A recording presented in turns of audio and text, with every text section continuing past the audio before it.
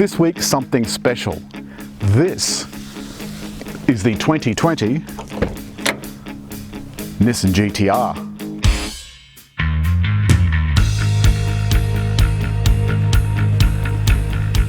Everything you see on this car does something, everything. The bonnet scoop, scoop air, they actually, I can feel the heat of the engine coming out from that bonnet scoop. The lights, LED, that's an update for 2020, LED tail lights as well. Also an update for 2020 are these allegedly 15-spoke alloys. These rays are bespoke to this particular car, but I do like the touches of blue, and blue is my favourite colour. Which neatly brings me to the Bayside Blue. This is also a new colour for 2020. It's a heritage colour, and here's some of the Nissans from the past that have worn the GTR badge. The first one looked a little bit like a two-door Cedric. Second one looked a little bit like a two-door 240k. And then from then on, they kind of departed from the rest of the Nissan range. Part of this package are the racing white stripes. So as you know, that means this car goes faster. Speaking of going faster, I'm just going to open the door, check out the door handles. Look at that. That's very Tesla Model 3. Though having said that, this has been out for going on for 12 years, so it beat Tesla to it. Two presses of this button here. This is one of the other upgrades. Will unlock the door with the keys in your pocket, as it is for me.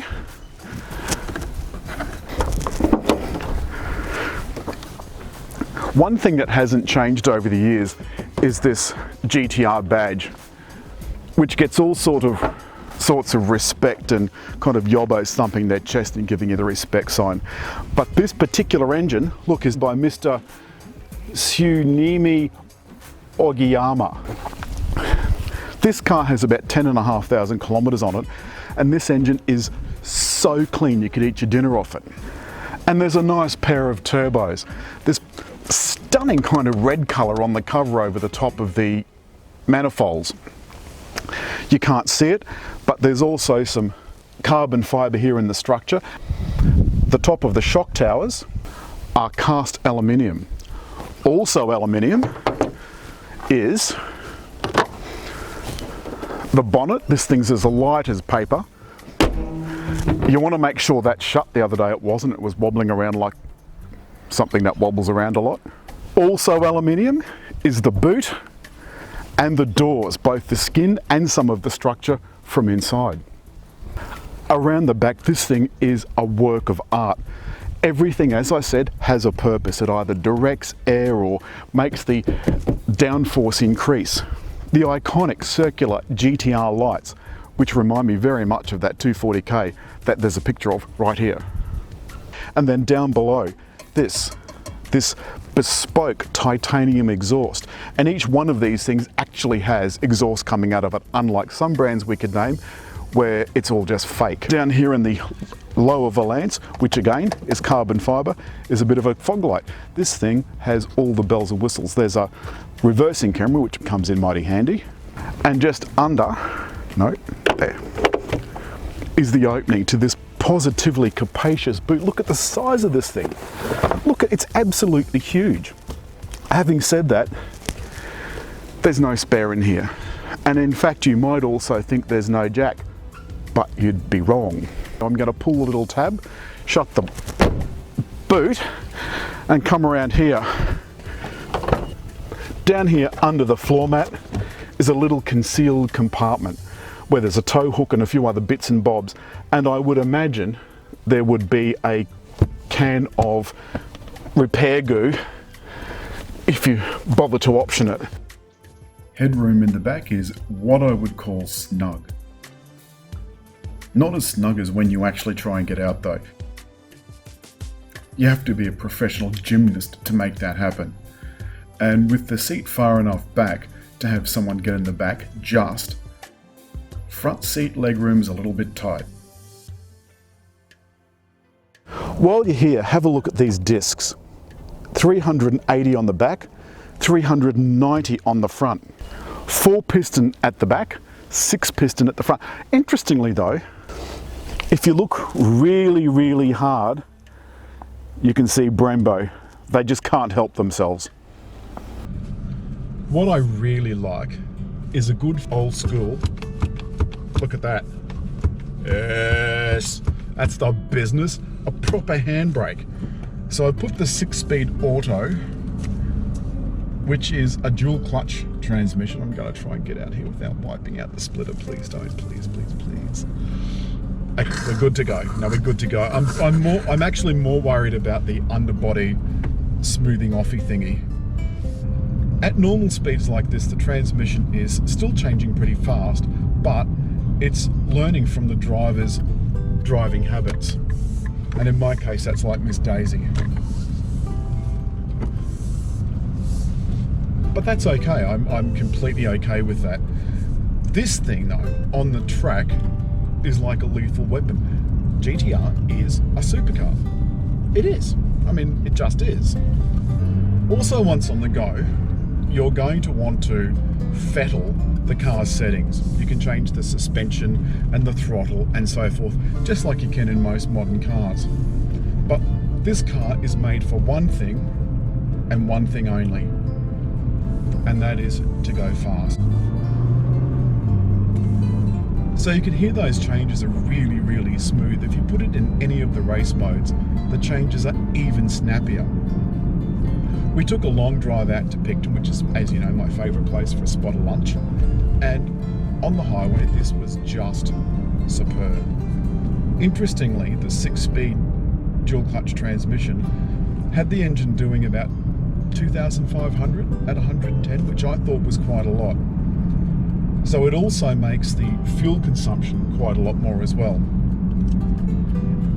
One thing, because this is such an old car, about 12 years old, you do without your modern conveniences like active lane control and blind spot monitoring. In fact, it doesn't even have automatic wipers. You have to put up with turn them on yourself wipers. Sure, they're intermittent, but I think for a $206,000 car, yes, you heard it right, $206,000, I don't think it'd kill them to whack a thing on the windscreen and put on a bit of automatic wipers. Sorry, Nissan. Handling is superb. Superb. This 3.8 litre 6-cylinder engine is so fabulously powerful. The steering is incredibly sharp, and everything about this car is designed to go around corners fast and then come out of them like a rocket.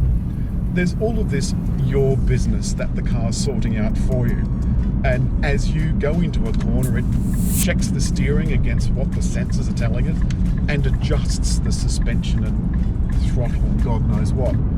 To you and me, that means absolutely nothing. But there are enthusiasts who will know exactly what I'm talking about. The rest of us won't care. Surprisingly, these massive 20-inch wheels, and what did we say they were wide? 255? 255 fronts, 285 rears. 285 rear, 285mm wide rear tyres. It's just ludicrous. There's quite a hum as you get onto this fairly coarse bitumen. And we allegedly have active noise cancelling, but I'm not sure that it's actually cancelling much noise, although God knows what it'd sound like if we didn't have active noise cancelling. Then we get on to the interior. This is the 50th anniversary version of the GTR. Jesus, Mary and Joseph, I haven't got that on comfort. I've just put the suspension into comfort mode to make my bits jiggle a little bit less than what they were just before, because this road is diabolical. These are the settings I talked about earlier that you can fettle. And above that is the air conditioning. And up here, so telling me there's a speed camera, is the 8-inch screen. And that's among the upgrades for this model. Still, there's no Apple CarPlay in a $206,000 car, and you can't get it. If they're going to put a new system in, you'd think they'd have bothered to put in Apple CarPlay. But you can connect your phone. I did have my phone connected the other day, and you can stream music by Bluetooth or by USB. On the dashboard, you'll see a little bit of carbon fibre effect, which I think you can assume is actually carbon fibre, where you've got a digital speedo and a conventional speedo and a tachometer. Where the digital speedo is, you also get your usual readouts. I would actually not mind if they put a complete LCD dash in there. I think that would be kind of cool. You can see we've got the gear indicator as well, and the temperature gauge and fuel gauge. But the piste resistance of this car is, and there will be people that will disagree with me, and to you I say you are wrong. You're wrong. You're wrong. I think this interior is lovely. It's beautifully stitched Napa leather. Look at that. I mean, it makes you want to touch it. It's so tactile and soft and beautiful, and the steering wheel is wrapped in leather as well. Also on the steering wheel are the buttons that you need to control the audio and so forth. One thing I do miss though is, and I've come to really rely on it, don't hate on me for it, blind spot monitoring. I really, really miss my blind spot monitoring. Active lane control I can do without, but the blind spot monitoring is so handy, because although the vision backwards in these mirrors is quite good, if you turn your head over the shoulder, there's quite a lot of blind spots with the rear pillars, etc. Oh, a McLaren. Oh, laddie. McLaren. I paid less for you than you, mate, and I go faster. That's true, you know. He must be absolutely gnashing his teeth, and I can get out of this easily in a car park. He can't. I must admit, I do love me a McLaren. The thing I can't explain to you, the thing I can't explain to you about this Skyline successor is just how easy it is to drive. Yes, it's a beast. It's an axe. It's taking a gun to a knife fight. But man, you really want to win that gunfight. There we go. Nissan's GTR.